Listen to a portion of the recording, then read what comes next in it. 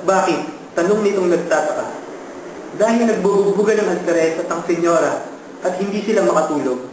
Sabihin ninyo sa alferes na may pahintulot kami ng alkalde mayor at walang may kapangyarihan sa bayan nito laban sa pahintulot, kahit ang gobernador Silio, at siya lamang ang nakatataas sa akin. Basta't dapat itigil ang palabas, ulit ng mga sundalo. Tinalikuran sila ni Don Filipo, umalis sa mga gwardya. Upang hindi magambala ang katahimikan, walang sinabing anuman si Don Filipo tungkol sa pangyayari. Pagkaraan ng isang yugto ng sarswela na masigabong pinalakpakan, lumabas si Prinsipe Villardo at hinamon ang mga Moro na nagtiis sa kanyang ama. Binantaan sila ng bayani na pupugutin ng mga ulo sa isang tigpas at itatapon sila sa buwan. Napakapalad ng mga Moro sapagkat habang naghahanda sila sa labanan, sa saling ng himno de Riego ay biglang nagkagulo. Huminto bigla ang mga musikero, sinalakay ang tanghalan at inihagis ang kanilang mga instrumento.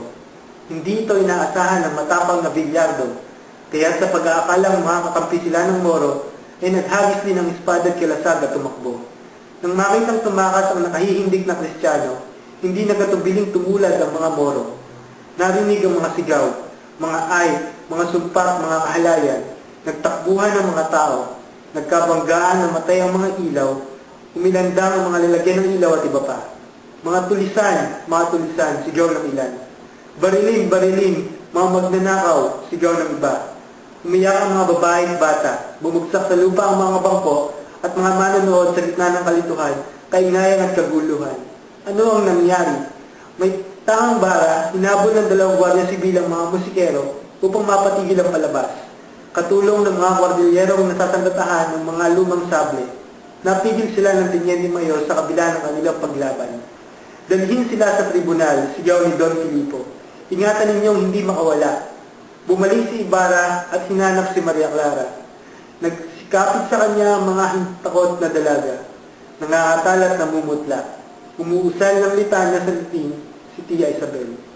Nang bahagyang makaahon sa sindang ang mga tao at mabatid ang nangyari, sumambulat ang ngit mula sa lahat ng dibdib. Inulan ng bato ang pangkat ng mga kwardilyerong may dala sa 2 gwardiya sibil. May nagmumungkahing sunugin ng mga kwartel at ihawin si Doña Consolacion, kapiling ang alferes. Karapatan at kapangyarihan. Diyan lamang sila magaling, sigaw ng isang babaeng naglililis ng manggas at nag-uunat ng bisig. Ang guluhin ang bayan, wala silang alam usigin kundi ang mga taong mararangal.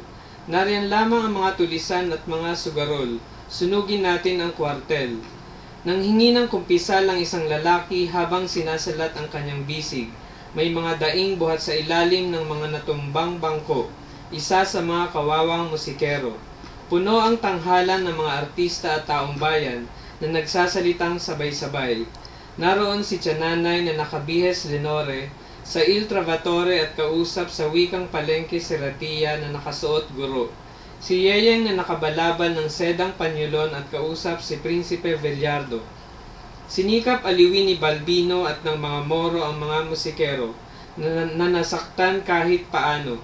Paro't parito ang ilang Espanyol na nakikipag-usap at nakikipagtalo sa lahat ng makasalubong. Subalit may nabuo ng isang pangkat.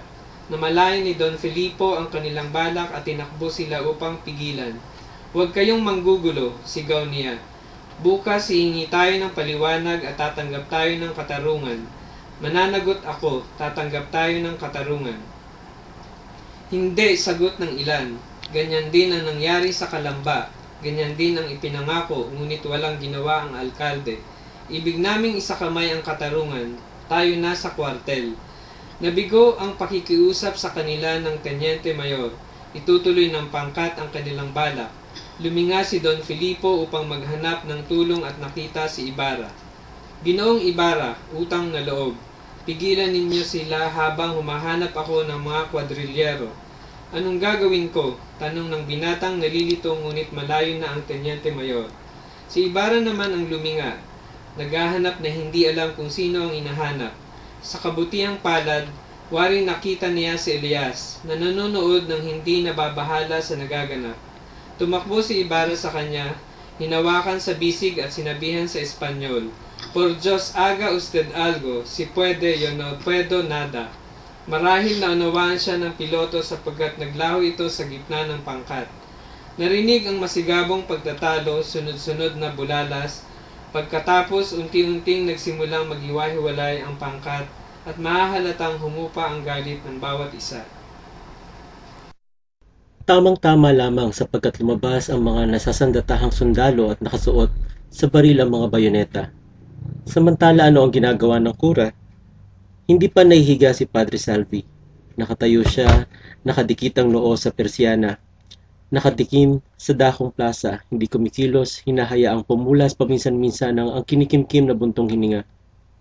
Kung hindi sana malamlam ang ilaw ng kanyang lampara, malalantad marahil ang namumuong luha sa kanyang mga mata. Sa ganito niya pinalipas ang isang oras. Ginising siya mula sa ganitong kalagayan ng kaguluhan sa plaza. Sinundan niya ang tinging nagtataka, ang magulong yaot dito ang mga tao at pilit inuulinag ang mga tinig at sigawan. Isa sa mga katulong ang humihingal na dumating at ibinalita ang buong pangyayari. May pumasok na alalahanin sa kanyang isip. Sa gitna ng kalituhan at kaguluhan, sinasamantala ng mga lapastangan ang sindak at kahinaan ng babae. Tumakas ang lahat at inililigtas sa mga sari-sarili. Walang nakaiisip sa kapakanan ng iba. Hindi naririnig ang sigaw. Hinihimatay ang mga babae. Nabubunggo, napapadapa, nananaig ang sindak at takot sa kahinhinan at sa gitna ng dilim at lalo na kung umiibig sila sa isa't isa. Nakinikinita niya si Crisostomo. Kilik ng mga bisig ang nawalang malay na si Maria Clara at nawala sila sa karimlan. Palundag-lundag siyang nanaog ng hagdan. Walang sombrero at walang baston at tila baliw na tinungo ang plaza. Nakatagpo niya doon ang mga Espanyol na pinagagalitan ng mga sundalo. Hinagilap ng kanyang tingin ang upuan ni Maria Clara at ng mga kaibigan nito at walang laman ang mga ito. Padre Cura, sigaw ng mga Espanyol. Subalit hindi niya ito pinansin at tumakbo patungo sa bahay ni Kapitan Tiago. Doon nakahinga siya ng maluwag. Nakita niya sa manipis na tabing ang isang anino, ang pinakamamahal na anino, ang tigib sa biyaya at malalambot na anyubog ni Maria Clara, at ang sariya na may daladalang tasa at baso. Vamos, bulong niya. Tila may konting karamdaman lamang. Isanara kapag kuha ni Tia Isabel ang bintanang kapis at hindi na maaring makita pa ang kaibig-ibig na anino. Iniwan ang kura ng pook na iyon nang hindi nakikita ang madla. Nakatanghal sa kanyang mga mata ang marilag ni dibdib ng isang dalaga. Natutulog at matimyas na humihinga. Nakalilim sa mga talukap ang mga mahabang pilikmata na nagkahubog ng mga mabining balantok na katulad ng mga birhen ni Rafael. Nakangiti ang munting bibig, isang kabuuan iyon na kadilisayan, kalinisan at kawalang malay. Isang matamis na pangitain ang mukhang iyon. Sa gitna ng mga puting kumot ng kanyang higaan, mistulang ulo ng isang kerubin sa piling ng mga ulap. Marami pang lumitaw sa kanyang isip, ngunit sino ba ang makakasulat sa lahat ng lumilitaw sa loob ng isang naglalagablab na utak? Marahil ang koresponsal ng isang periodiko na tumapo sa kanyang paglalarawan ng pista at lahat ng naganap sa ganitong paraan.